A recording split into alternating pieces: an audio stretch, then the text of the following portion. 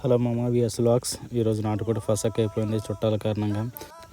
చుట్టాలు రావడం వల్ల నేను మార్కెట్కి బయలుదేరుతుంటే మా మామయ్య గారు నాటుకోడి కోసిండి వెళ్ళండి చేలో ఉంది అని చెప్పారు. అందుకని బయలుదేరా మా తాతయ్య నేను కత్తి పట్టుకొని చెండడానికి. చూడండి మా నాటుకోడి ఎలా ఉందో, మంచి ఫ్రెష్గా ఉంది.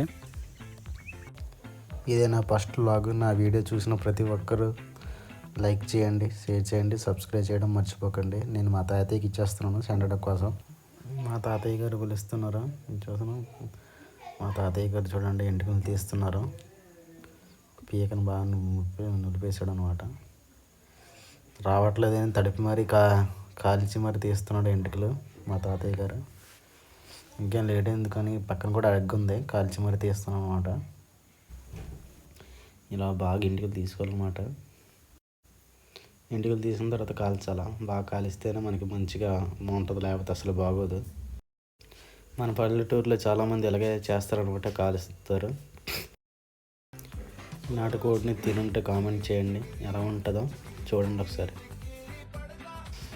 సెండ్ టైంగా చాలా టైం అయిపోయింది అనమాట. చూడండి ఎలా ఉందో లెగ్ పీస్, చూస్తుంటే కొరికి తిననిపిస్తుంది. అలాగే అనుకోకండి, పచ్చి పచ్చి ఉంటాయి అన్నమాట. ఇది మా తాతయ్య గారు ఎంతో కష్టపడి నవ్వుతున్నారు. ఇది మా చేయను అనమాట, రాయి పాలు కేంద్రం తెచ్చాను అనమాట.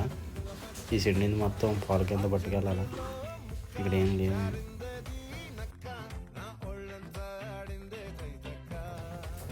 చూడండి ఎలా ఉంది నాటుకోడి. చెండింది మొత్తం చేలోనే వండుతాను అనమాట.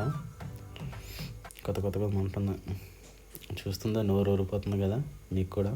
మీరు కూడా ఇలా టేస్ట్లు కావాలంటే, మరిన్ని వీడియోస్ చూడాలనుకుంటే మా విఎస్ వ్లాగ్స్లో కొన్ని వీడియోస్ ఉంటాయి, చూడండి ఒకసారి. అలాగే కామెడీ వీడియోస్ కూడా ఉంటాయి, చూసి షేర్ చేయండి, సబ్స్క్రైబ్ చేయడం మర్చిపోకండి ప్లీజ్.